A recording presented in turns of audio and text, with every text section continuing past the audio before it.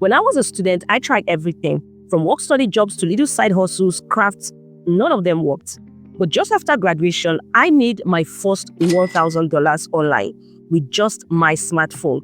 So if you are still a student and you are hearing the sound of my voice right now, here's why you are in a much better position than I was. Look, I get it. You are probably watching this because you're tired of being broke, tired of asking your parents for money, tired of choosing between buying textbooks or eating decent meals. I have been there. I spent my entire college years hustling in all the wrong ways. I tried work study programs that paid barely anything for hours of my time. I did little crafts here and there, thinking I could turn, some creativity into cash. I even offered some services to my hostel mates, and half the time they would rather pay me with a plate of food instead of actual money. The frustrating part wasn't just the low pay. It was that everything I tried demanded so much of my time. Time I needed for studying, for assignments, for just being a student. It felt like I had to choose between making money and succeeding academically. But here's the thing that I wish that someone told me back then. I was thinking about making money all wrong. I was trading my time for pennies when I should have been building something that could work without me being there 24/7. Then 3 years later down the line, while working a job that paid me just about $35 a month, yes, you heard that right, $35, I finally figured out the game. And in just 3 months, I was able to make $1,000 using nothing but my smartphone. Now you might be thinking, okay, great story, but I am still in school. How does this help me? Well, that exactly is why you are in the perfect position. You see, you have something that I didn't when I made that breakthrough. You had the time, you had the energy, and the ability to start building while you're still learning. So stick around because I'm about to show you exactly what I did and, more importantly, how you can do it better than I ever could as a student. Let me take you down the memory lane and let me paint you a picture of my typical college life back then. You see, every month I'd look at my bank account and feel that familiar strange knot in my stomach. I was constantly calculating, okay, if I skip lunch today, can I afford to print for assignments? Or if I walk instead of taking the bus, can I buy that textbook? I remember one particular semester where I got so desperate that I spent money I didn't have on flyers and banners to advertise a makeup training because I was a makeup artist and I was trying to use my craft to get some money on the side. I even rented a small space. I was so confident that this would be my breakthrough, everything set up here and there, did physical advertising, walking around with banners under the scorching sun and all of that. But guess what? Nobody showed up. Not a single person. Yes, I had inquiries, people coming in, checking in, giving me all sort of high hopes. But when the day came, nobody showed up. That failure hit me so hard because I had put everything into it. I can almost say I became depressed. I put in my time, I put in my limited money and my hope. But more importantly, it taught me something that I didn't understand at the time. Location and timing are everything. Meanwhile, I kept doing makeup services for my classmates and, of course, other services that came on the side because that's what I knew. But the economics never made sense. I'd spend like 2 hours giving it all my best, doing this perfect glam for someone, and they would either pay me equivalent of buying me lunch or literally just give me a plate of food. Like, I'm dead serious. Don't get me wrong, I did appreciate the meals when I was broke. It was a good trade for me. But I was essentially running a charity, not a business. The cycle was exhausting, working for hours, earning very little, and repeat. I felt like I was on a hamster wheel, running as fast as I could, but getting nowhere. Now, fast forward to after my graduation and reality hit hard. I landed what I thought was a real job, the kind that makes you feel like I'm a proper adult working for my money, earning a salary.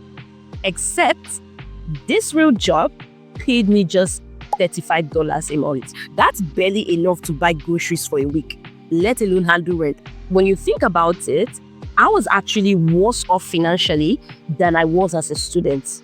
And at least in school, I had some excuse for being broke. That was when frustration really set in. I started thinking there has to be a better way to make money. I cannot just be broke. People are doing things online, making money. There has to be something I can do. But here's the kicker. I still had that work-study mindset. I was still thinking in terms of trading my time directly for money. I hadn't yet made the mental shift that would change everything. Now, one evening, after a particularly frustrating day at work, I sat down with my phone and asked myself a simple question. What do I know that I could teach someone else? The answer was obvious. I mean, of course, makeup, because that was the dominant skill I had at the time. But then my brain immediately went to all of the reasons why it wouldn't work. I tried this in school. It failed. I don't even have time for one-on-one sessions anymore because I'm working 9 to 5 and most of my time is either spent at work, in transit to work, or at home because I'm tired and I'm trying to get some rest. But then something clicked. Instead of asking, how can I do makeup for people? I started asking, how can I teach people how to do their own makeup? This was the shift. So instead of selling my time, I could sell my knowledge. Instead of being limited by my physical presence, I could create something once and sell it multiple times. And then again, I remembered that field physical training from my student days. The problem wasn't that people didn't want to learn makeup. The problem was that I was trying to get everyone in the same room at the same time. But in our digital age, that's completely unnecessary. So I decided to create an online training course. Nothing fancy. I wasn't even so great at doing my own graphic design, but at least I had some idea. I just had a smartphone. It was basically just me teaching basic makeup techniques that any beginner could follow. So first of all, I outlined a simple curriculum, things that every person starting in their makeup journey would want to know. Then I recorded the video using just my smartphone. Next, I created a simple flyer using the free design tools available online. Back then, of course, I used Canva, and the flyer just typically explains what students would learn. But here's the key part. Instead of trying to reach everyone organically, I invested $5 into Facebook ads to get my course in front of people who were actually looking for makeup tutorials. Now, that $5 investment brought me 35 signups at my course price point. Now, most people will stop there because they'll be happy with that initial success and maybe run the same ad again next month. But I did the math and I said, if $5 could generate that much interest, what would happen if I invested more? So the next month, I took some of the profits I made from the signups I got earlier and I increased my ad spend to $20. And guess what? More signups. The month after that, I increased it again and even more signups. By month 3, I had made $1,000. To put it in that perspective, that's what would take me 29 months to earn at my day job. As I was celebrating my success, a thought came to me that honestly hit me and made me a little bit sad. I wish I had figured this out when I was still a student. So if you're watching this right now, you're sitting on a gold mine of opportunities, and I'm going to tell you exactly why you are better positioned than I was. First, you have time flexibility.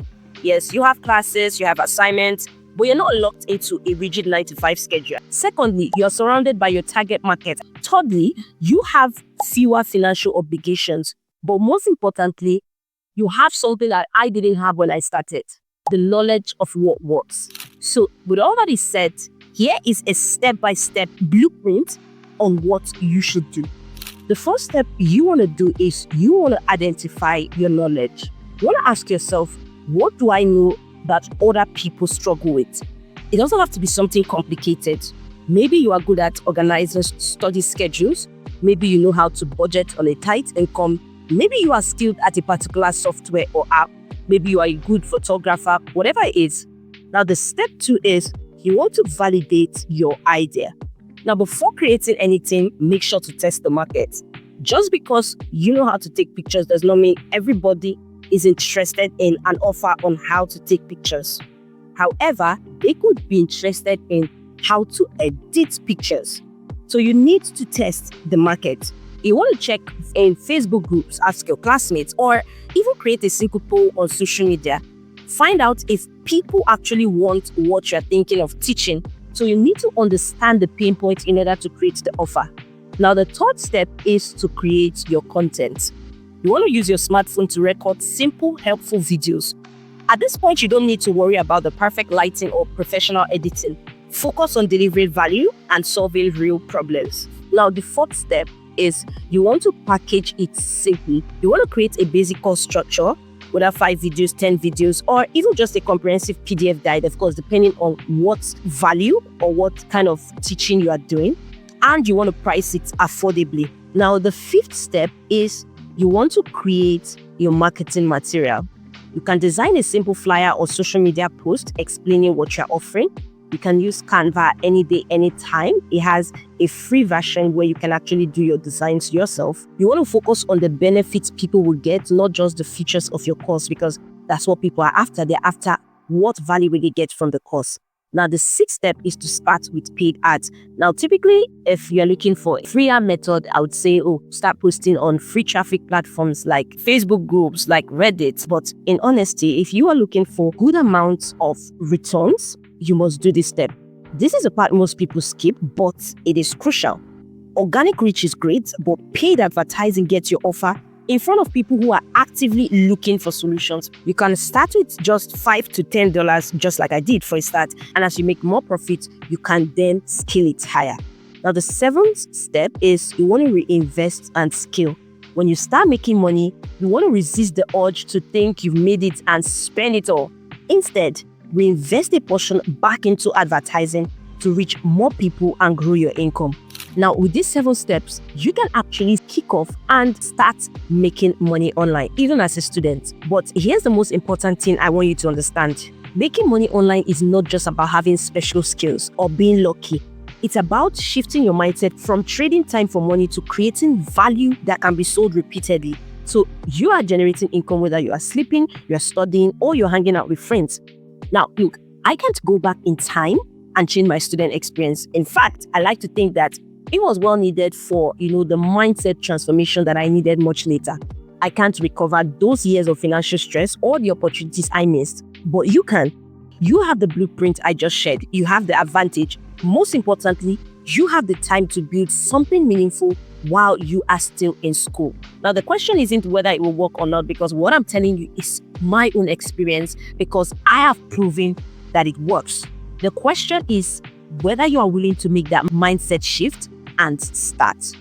Now, of course, this is not the only way to make money online as a student. There are a lot of other ways. I'm going to be showing you 9 other low effort ways that you can make money online as a student. And this is just so that you can have a variety of options. So you want to click the video you see on your screen right now to learn about these other money making opportunities. Ciao.